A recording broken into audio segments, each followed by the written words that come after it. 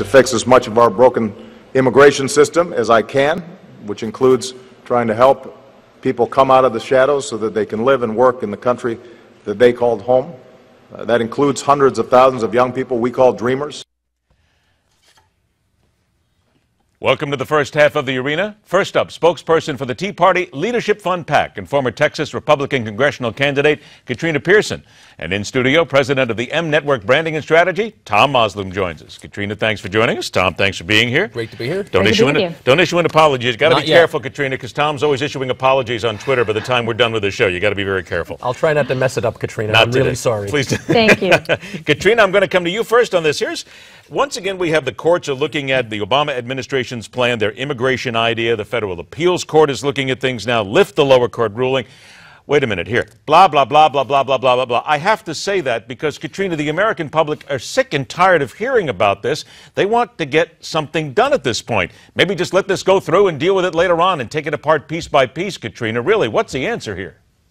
Well, no, we shouldn't let it go through because one of the reasons why it's not going through is because the administration lied initially to the judge when it started this whole process.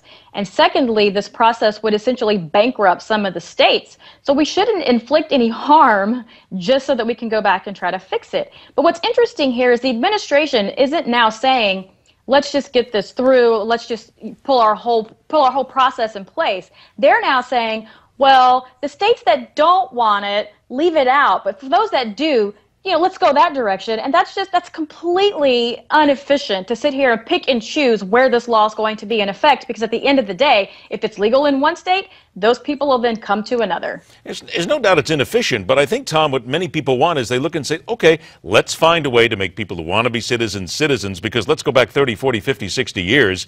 It sometimes takes decades for people to become actual citizens of this country. Let's fix that for a change. Well, that would require people who actually want to change immigration. This has nothing to do with immigration. This is politics. There you go. This is a political move that is divisive. Nothing says, let's work together like an executive order, doesn't it? And this president campaigned his first campaign on the idea of hope and change and working together. And then in his second campaign, he campaigned on divisiveness and partisanship. And since the 2016s are coming up right around the corner, it's in his best interest to feed his party this blather and try to get something executive order so that the Hispanic vote goes up. Then it simply makes the smartest decision at this point to continue to fight this tooth and nail and let this roll over into 2016. Well, there's so many aspects of it to fight. Do you fight this or do you fight the global, hey, this is really nonsense and you guys in Washington have to stop politicking and start working for us? It's bad messaging. What this particular executive order is and how it's being treated is just bad messaging all the way around. It just serves to divide the American people and get the rancor up of the voters against all politicians, not just one party or the other. Katrina, let's talk about messaging of another kind here, because Jeb Bush has now basically come out and said, in essence, that he embraces the foreign policy of his brother. That is not going to sit well with a lot of people, and I think that caught a lot of people off guard, don't you? Well, I don't think it's too surprising considering he's hired about 21 of the previous Bush administration's folks. I mean, we're talking about Paul Wolfowitz, Steve Hadley, Michael Chertoff. I mean, even Bush advisor Megan O'Sullivan. These are all people with the same Iraq war strategies, and he's hired them. So it's really not surprising, but I think there were some people out there that were hoping he wouldn't be like the previous Bushes, but I think this is showing in a recent speech that he's given that he's going to be just like the previous Bushes, well, I think which is that's actually a good beneficial point, to conservatives. I think that's a very good point, because, Tom, you and I have talked about this a little bit before in the past. Again, branding, whatever you want. He keeps telling people that he wants to brand himself as his own man. This is not going to get it done. But of the things he said about foreign policy, all of the Republican candidates are going to agree with, and half of the Democratic candidates are going to agree with. Stronger ties with Israel. We should have a presence in Iraq. We need to defend the Balkan states tooth and nail. We need to rebuild NATO, and we need to be a world leader. Nobody's going to disagree with that except the most extreme left candidate. So I think this is much ado about nothing. But you know that the left is going to hammer away on him and say, same as the old Bush. Here you go, another one failed policy, and this is just That's like going to happen anyway because he has the last name Bush. If he said, I like Diet Coke, the left is going to say, aha, just like your brother.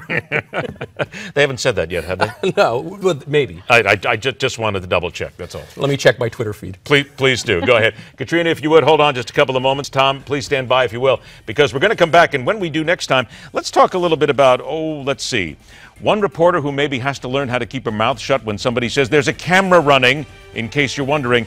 And while we're here and talking about money, how about all this money being spent in the military and the morale being horrible? That and so much more coming up when the Arena continues.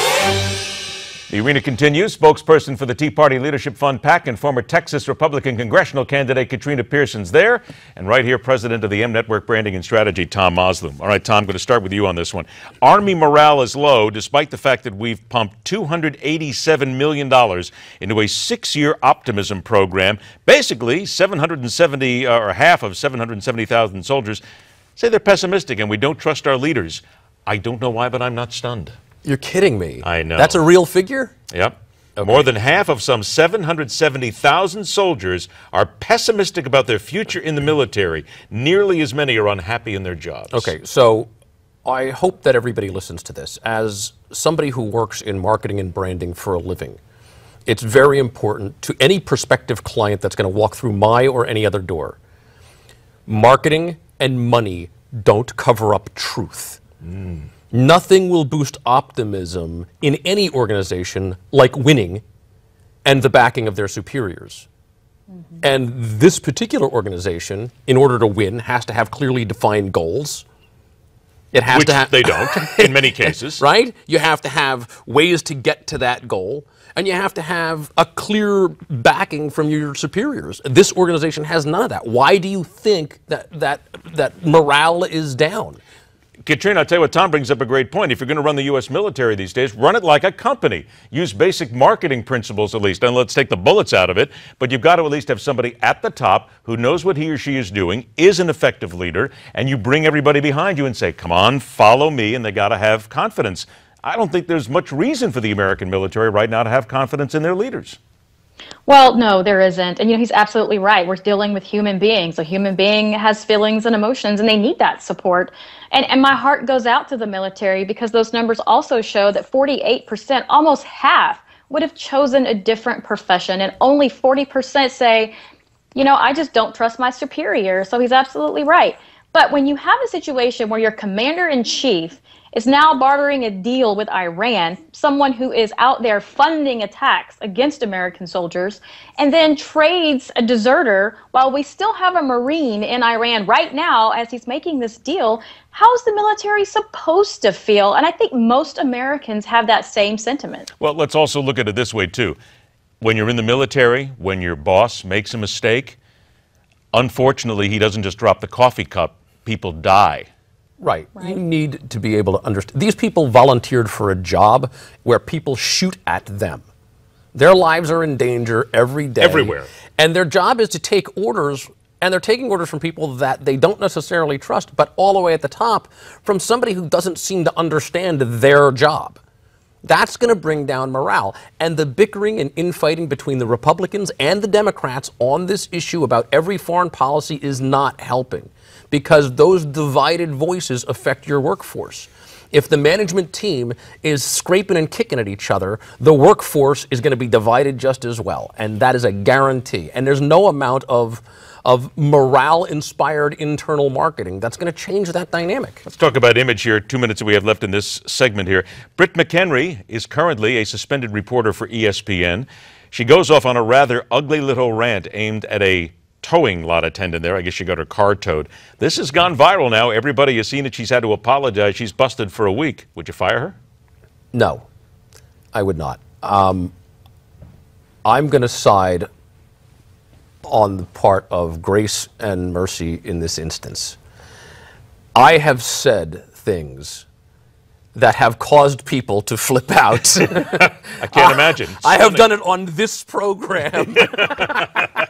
Yes, you have. I have the Twitter feed to prove it. So I don't know what the circumstances were leading up to this. What she had said, her car towed, and she was upset about it. What she said is reprehensible and wrong, but we're basing our opinion on 27 seconds of video. Reprehensible and but wrong. But she's a public figure. You and I both know that as a public figure, you've got to be careful. I agree, but I think at some point you have to say that's wrong, but you get to keep your job unless you do it again. All right. Well, Katrina, that's what everybody is asking right now. Should she have been fired for this? They gave her a 1-week suspension. I think that's perfectly fine. She should not have been fired. We don't know what happened at the first part of that video. We don't know what was said to her at the moment. However, I'm extremely embarrassed for her. I always cringe when I see a professional woman go down to a junior high level, which is the way I felt she handled it. And it's truly unfortunate, but she should definitely not be fired for having a bad night. And let's put it this way. You do have to be very careful because, Katrina, don't we all know that no matter where we go, Thom, you too, no matter where we go, we are videotaped these days. Cameras are everywhere. It is that kind of a society. Well, there's also another layer on that where the reporter is a public figure. So she walks in there with a target on her. I'm sure Katrina gets this. I'm sure you get that. I'm a nobody, so I don't get this ever. But not entirely true. You get recognized all the time. But yeah, by the wrong people. But I'm sure that there was some of that going on when she walked in as well, right? And I don't know. I mean, listen, what she said and how she acted was awful and reprehensible. I'm very nice to people anymore because of my job, except when I'm on the phone with the cable company. But that's another story altogether. I don't know if they ever want to hear those tapes. Stand by. I have that tape. I bet you do, and I'll bet you have the Twitter feed too by the time it comes down. Stay tuned, everybody. The Arena continues right after this on MidPoint. All right, the Arena continues. She is spokesperson for the Tea Party Leadership Fund PAC, former Texas Republican congressional candidate Katrina Pierson. He is president of the M Network Branding and Strategy, Thom Mozloom. Katrina, this one comes to you first. We have all seen this videotape now of the South Carolina shooting, the police officer against the unarmed man. Now there's a company in Australia that claims they have the rights to this. And they're saying they have sent out cease and desist letters to all television networks and news outlets saying you've got to pay us $10,000 every time you run this.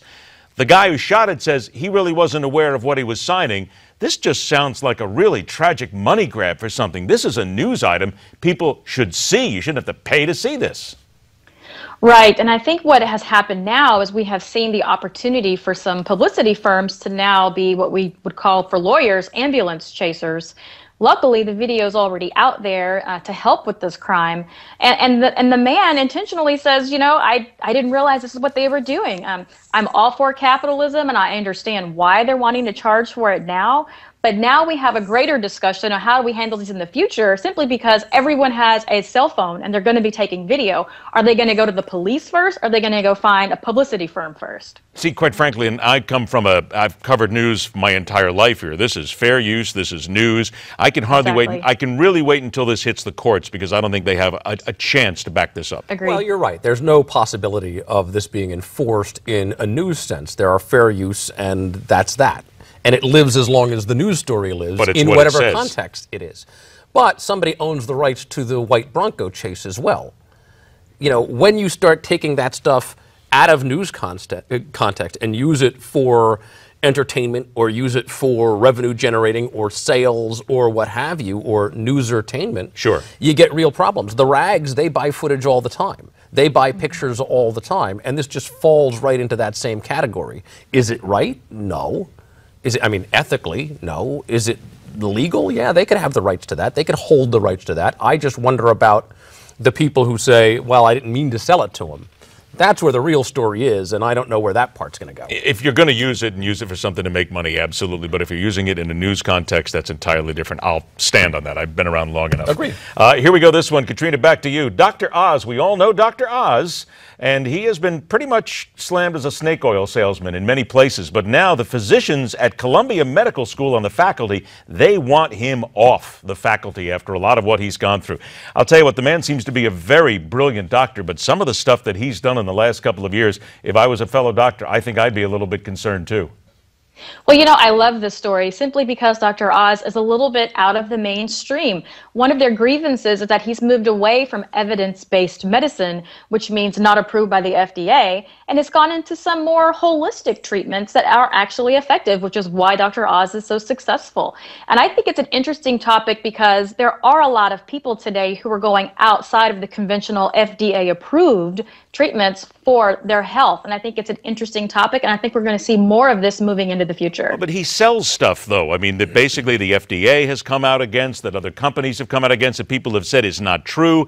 He is, and if you honestly, if you watch the show sometimes, some of the things that he says are a little bit way too far out there for people to enjoy medically. And he's admitted that to Congress. He has. He's been drug in and has been forced to say, I mean, he's turning into the Ron Popeil of, medicine. You just dated yourself so hard. You really did. If you bring out a pocket fisherman right now, we're in big trouble. Thank you for pointing that out. That's I really right. appreciate that. But you do have to worry about it. He's a guy pushing medical advice to people, and they believe him.